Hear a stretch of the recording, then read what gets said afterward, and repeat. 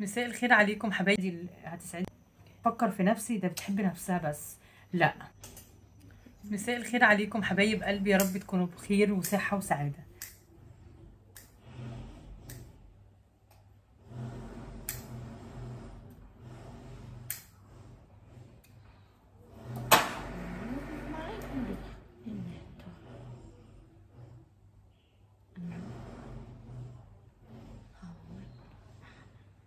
Mắt này nó cáo ra rồi.